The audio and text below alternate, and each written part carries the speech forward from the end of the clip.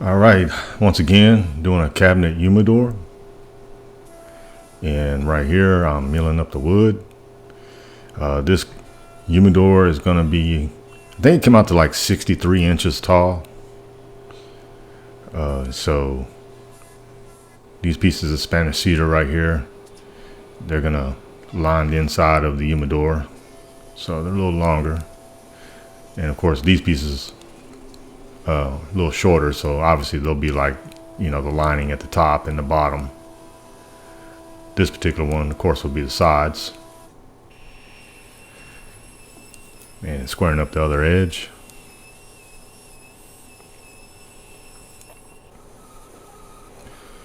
And now I'm at the bandsaw and resawing the Spanish cedar into probably 1/4, and then when I put it on the planer to get the bandsaw marks off, it'll come out to about 3/16. And this is some mahogany ply, cutting it down for the carcass of the humidor.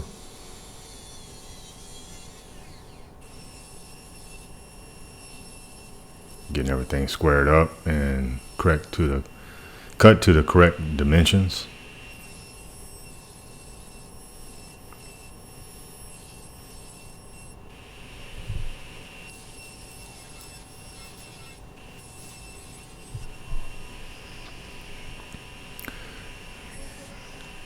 And cross-cutting it to the correct length.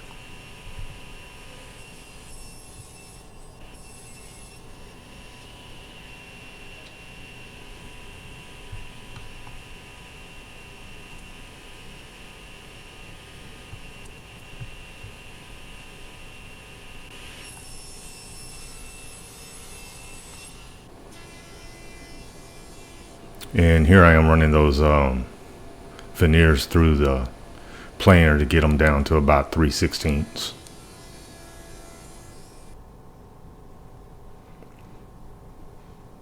Laying the glue down on the ply so I can glue those veneers down. Making sure I've got a good amount of glue over the entire area.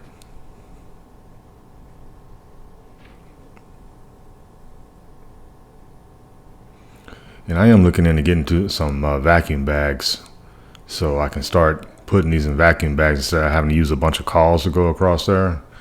So if any of y'all have experience of where to get some good bags and pumps, let me know.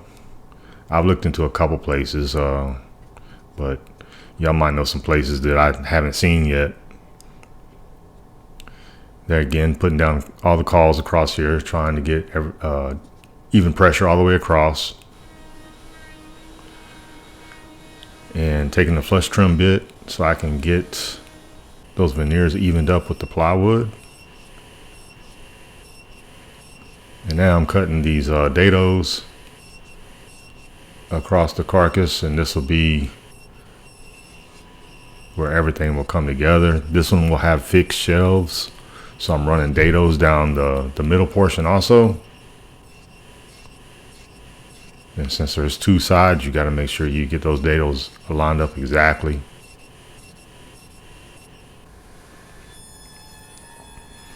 And now I'm putting a groove down the back side. And this is where the back part of the humidor will fit inside. Gluing the carcass up. Now usually I glue the carcass up and then I'll put the veneers in. But it's a lot easier if I get these veneers on there first and then put it together. It's easier to get clamping pressure on and cauls on there for the veneers also. So that's probably how I will do that for now on.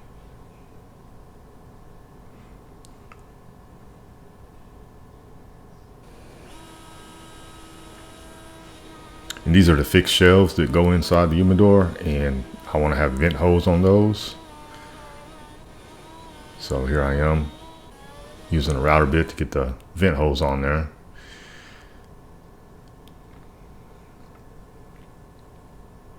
And now I'm putting a piece of Spanish cedar across the ends of the plywood. Want to have that completely covered up, using tape as a clamp until I get the regular clamps on there, which is what I'm doing right here.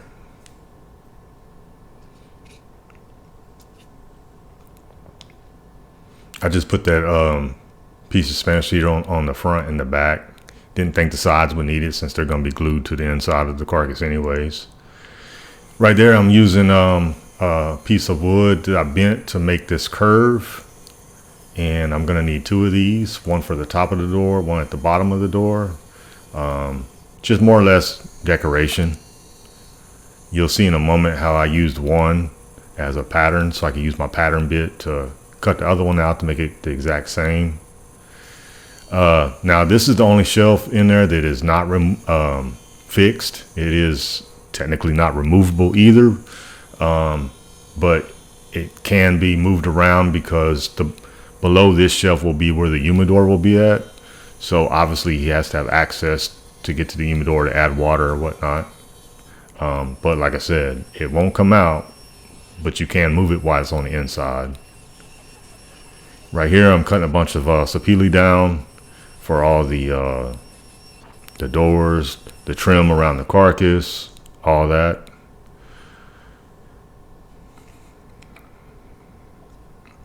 And taking some of those pieces that I just cut to put on the carcass. Right here is a putting a piece there for the bottom shelf to rest on, since there again, like I said, this is not a fixed shelf. All other shelves are fixed, and as you can see, using spacers there to make sure I get them at the same height. And using this bit right here, raised panel bit, just this way at the very bottom, it's gonna be basically a fake drawer front and more or less just decoration.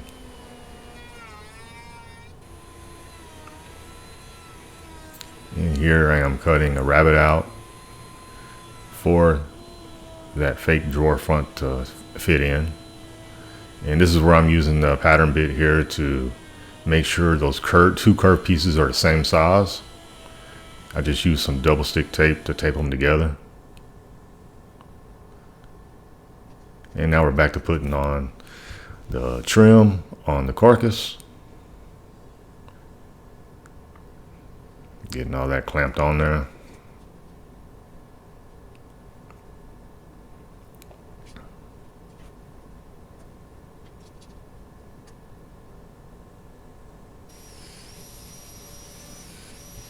And using the domino here to put the door frame together.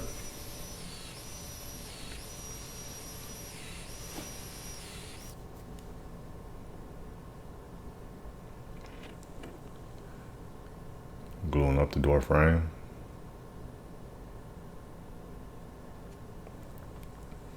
Putting in clamps. Enjoying a cigar.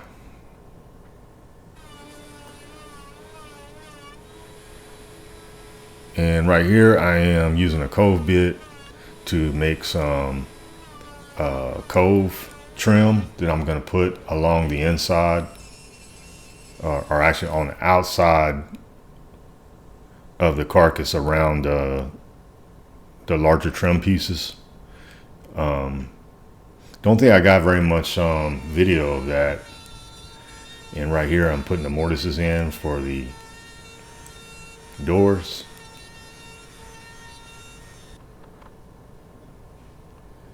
Using a chisel to square it up.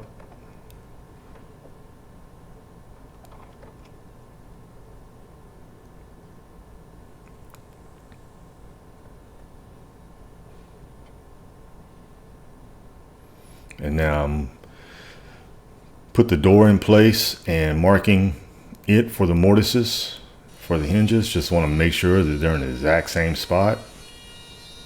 That's very important, especially on these humidors, because you want to have such a tight fit.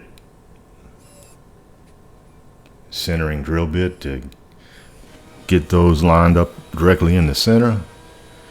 Now I'm putting a rabbet on the inside of the door, about a 1/4 inch, 3/16 to a 1/4 inch down, which that way the glass can be put inside there. And now I'm going to be gluing up 2 panels for the top and the bottom of the humidor. Once again, enjoying a cigar.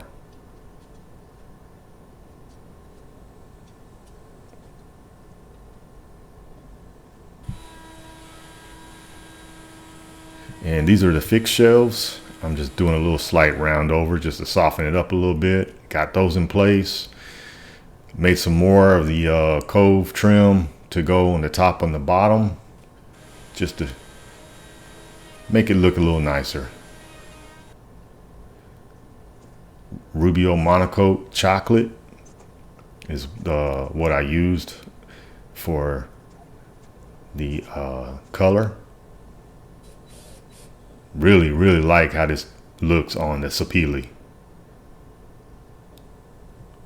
I used to just use pure, and this customer wanted to go with the chocolate. I have to agree. I think chocolate for now on is the way to go. Here I am drilling that hole for the grommet to go through there, and put a test drill bit in there just because I want to see where it fell on the inside and make sure it was out of the way. And putting this in place.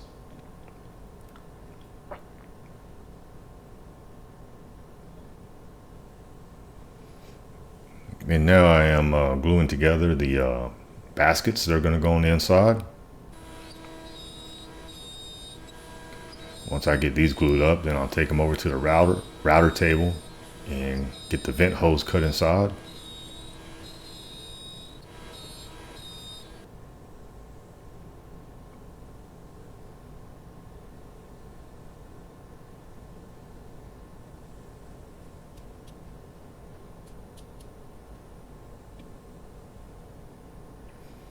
And I just putting some little support brackets down below. Probably not needed, but definitely don't hurt.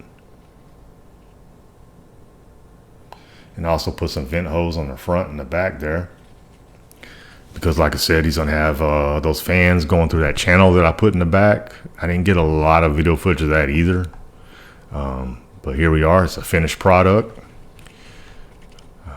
Came out really nice. I really like it.